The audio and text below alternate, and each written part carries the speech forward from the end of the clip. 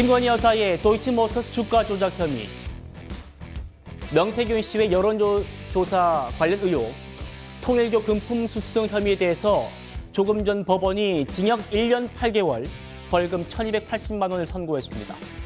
헌정사 처음으로 전직 대통령 부부가 모두 실형을 선고받는 불명예를 안게 됐습니다만 특검이 구형한 징역 15년과 비교하면 불과 10분의 1 정도에 그친 형량이어서 그동안 여당의 공세 그리고 특검의 수사에 대한 비판도 함께 제기되고 있습니다.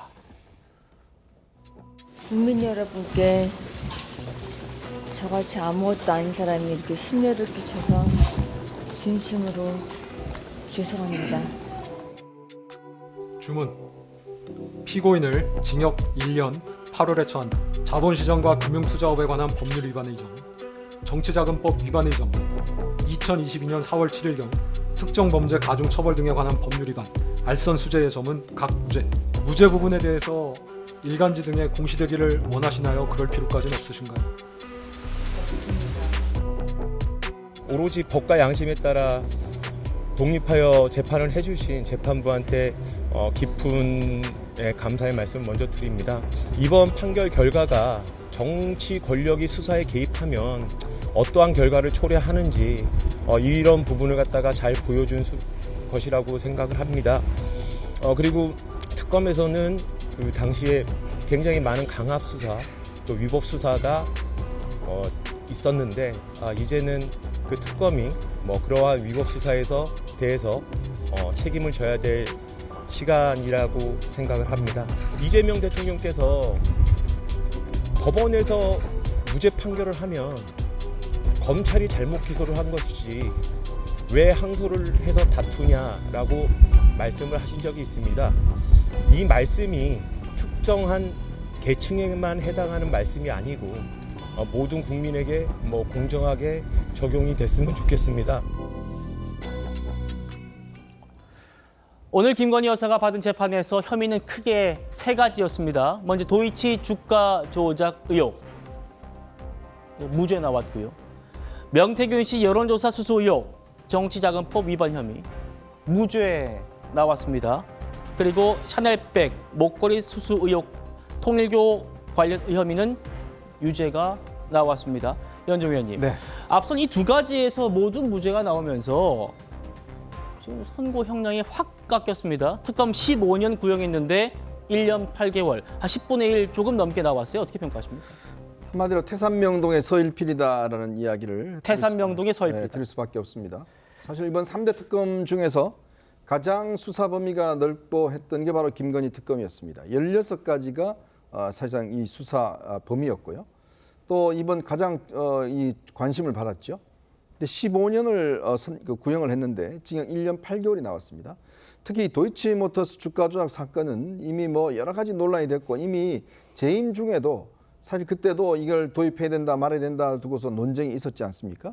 또 무상 여론조사 같은 경우도 이것도 꽤 어떤 논란이 있었고 이거는 지금 오세훈 시장과 이준석 대표와도 관련이 있는 사건이었습니다.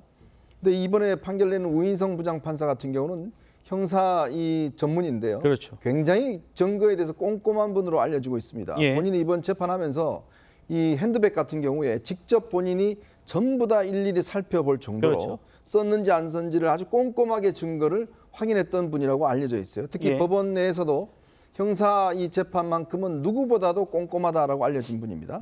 자, 그런 판사가 오늘 이 두 가지 혐의에 대해서는 일단 무죄, 한 가지만 유죄를 했고 1년 8개월을 선고했지 않습니까? 결국 참 진작에 이게 특검을 통해서 했더라면 어땠을까라는 참 아쉬움이 너무 많습니다. 너무 이 문제 때문에 우리 사회가 많은 소비를 했고 또 비상계엄까지 이렇게 된 간접적인 원인이 되지 않나 생각이 드는데 예. 결국 1심 판결 어떤 이 특검이나 여러 가지 어떤 반응이 있겠지만 좀 전에 변호인이 그런 이야기를 했잖아요. 1심에서 무죄 났으면 검찰이 잘못한 거다라는 게 바로 이재명 대통령의 이야기였는데 어허. 그 이야기가 똑같이 적용이 될 것 같습니다. 예. 그렇죠. 저는 복귀를 해보면 윤 정부 거의 초기부터 출범하자마자부터 이 도이치모터 주가 조작 논란 현 여당이 굉장히 공세를 취했는데 무죄가 나왔어요. 일단 오늘 재판이요. 전 국민들에게 생중계가 됐습니다.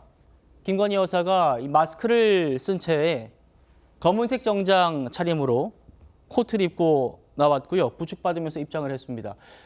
중계 내내 손을 꼼지락꼼지락 거리는 정도 좀 볼 수 있을까요? 영상 있으면. 옆에 앉아있는 변호사에게 뭐 얘기하는 정도, 그리고 뭐 판결을 듣고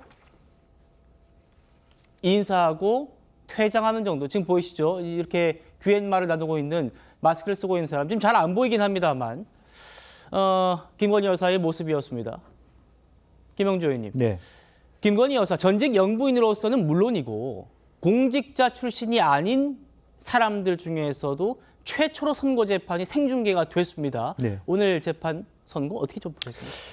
그렇습니다. 대한민국은 소위 뭐 자유심증주의라고 그래서 재판부의 양심에 따라서 증거를 채택하는 결과에 따라서 오늘 재판부의 재판의 결과에 대해서는 우리가 존중할 수밖에 없다, 인정해야 된다 그렇게 생각하고, 다소 이 재판의 결과를 봤을 때는 특검이 다소 무리한 수사, 두루뭉술하게 크게 뭐 예를 들면 추징금이라든지 이런 부분에 있어서도, 형량에 있어서도 또 뭐 20억 이렇게 때리지 않았습니까? 추징금도 9억 이렇게 했는데 그 차이가 너무 많아서 국민들도 충격을 느낄 수 있겠다. 예. 그러니까 특검이 어느 정도 확실한 물증을 가지고 수사를 했는지에 대한 의문점을 우선 갖게 되는 거고, 또 하나 역으로 지금 이런 상태 같으면은 사실은 특검 입장에서는 상소를 하지 않을 수 없는 상황입니다. 너무 기대치와 현실치가 다르기 때문에 이제 그랬을 때 제 걱정은 사실은 그 형량의 문제가 아니라